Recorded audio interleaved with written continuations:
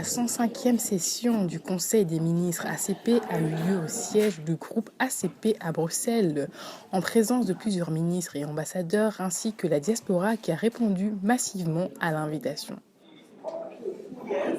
La session a débuté par l'hymne des ACP chanté par tous les participants dans une salle comble.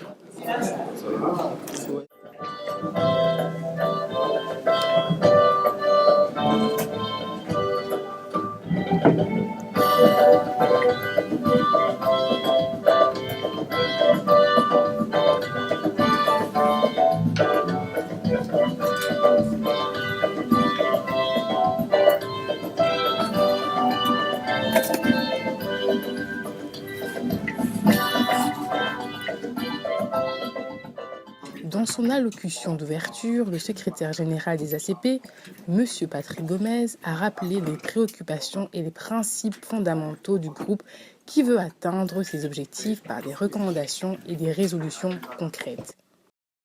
ACP-EU agreement.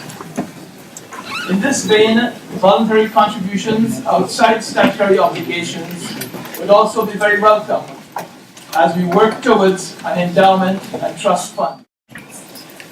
By your presence and the great effort you have made to attend this important session of Council, your resolve to make the ACP a great institution is truly admirable. The Secretariat is deeply indebted.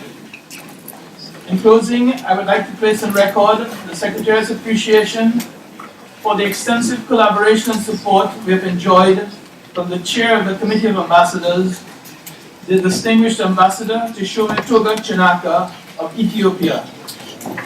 I'm also highly appreciative of the work done by the various subcommittees, working groups and task force set up by the Committee of Ambassadors to implement the decisions from previous Council sessions. Finally, allow me to place on record my appreciation for the level of professionalism and extra efforts demonstrated by the staff of the Secretariat in the discharge of their functions. Honourable Ministers, Excellencies, may I once again welcome you to the ACP House. Il a tenu à remercier l'invité d'honneur de cette cérémonie, le président de l'Assemblée générale de l'ONU, l'ambassadeur Peter Thompson, pour sa présence, preuve de l'estime et de la confiance accordée au groupe ACP par ses principaux partenaires. Monsieur Peter Thompson a salué l'engagement de longue date du groupe ACP pour un monde libre et démocratique et pour ses efforts dans le domaine du développement durable.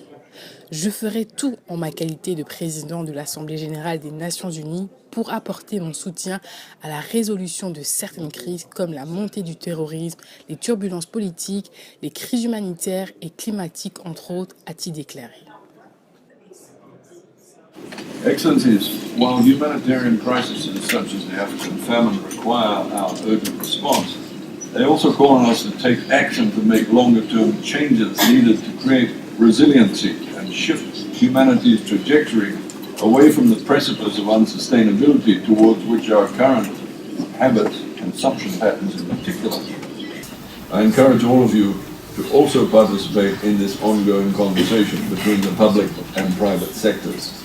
Both ACP and the United Nations can help to provide platforms for this productive conversation.